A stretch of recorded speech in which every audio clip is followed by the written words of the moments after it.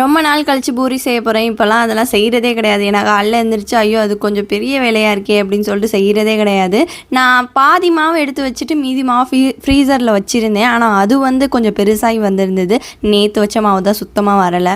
எனக்கு பூரினாலே சென்னா மசாலா தான். ஆனால் என் ஹஸ்பண்ட்க்கு வந்துட்டு உருளைக்கிழங்கு மசாலா பிடிக்கும். ஸோ நான் வந்து மோஸ்ட்லி உருளைக்கிழங்கு மசாலாவே செஞ்சிருந்தது. நானும் அப்படியே பழகிட்டேன். எங்கள் அம்மாட்ட தான் எப்போயாவது போனால் கேட்பேன் பூரி வந்து சென்னா மசாலா வச்சு செஞ்சு கொடுக்க சொல்லி.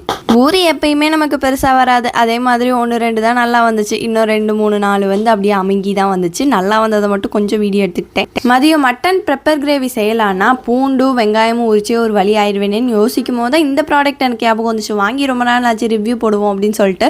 அதுதான் பூண்டு உரிக்கிற மிஷினா. இது என்னடா பை மாதிரி இருக்குது, இது ஒரு மிஷினா அப்படின்னு சொல்லலாம். இதுக்குள்ளே வந்து நம்ம பூண்டை வந்து எடுத்த பூண்டை உள்ளே போட்டு கீழே ஒரு 4 தேய் நரன்னு தேய்ச்சோன்னா உள்ளே இருக்க பூண்டோட தோலெல்லாம் வெளியில் வந்துடுது. இது என்னடா அது புதுசாக இருக்குது அப்படின்னு பார்த்தா உண்மையிலேங்க எல்லாமே வெளியில் வந்துடுது. ரொம்ப யூஸ்ஃபுல்லாக இருந்துச்சு. டக்குன்னு அவசரத்துக்கு ஒரு 4 பூண்டை எடுத்து உள்ளே போட்டு இப்படி தேய்ச்சி எடுத்து நீங்கள் வந்து குக்கிங்க்கு யூஸ் பண்ணிக்கலாம்.